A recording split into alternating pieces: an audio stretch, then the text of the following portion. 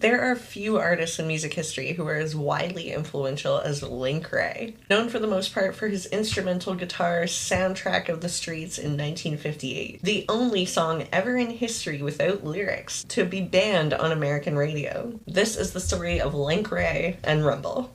Fred Lincoln Wray was born in 1929 in North Carolina. His mother's family were Native American, Shawnee descent. They lived in very difficult conditions. Mud huts with no electricity or running water. From the time that he was around 13 years old, he was sent to Virginia to live with family. There, he met a traveling musician from the local carnival who sat him down and showed him a few chords on the guitar. In 1950, Link was drafted into the American Army, where he was stationed in Germany. While he was there, he contracted tuberculosis, which resulted in the removal of one of his lungs, something that made it very difficult to sing. This meant that any music that he could produce in the future would rely on the instrumentation over the vocals. When he got home, he started playing in a band with two of his brothers, Vernon and Douglas Wray, and they called themselves the Wraymen. Around 1957, a vocal quartet from Canada called the Diamonds released a song called The Stroll, and a dance became popular that went with it. At the peak of its popularity, the Wraymen are playing a show, and the crowd kept asking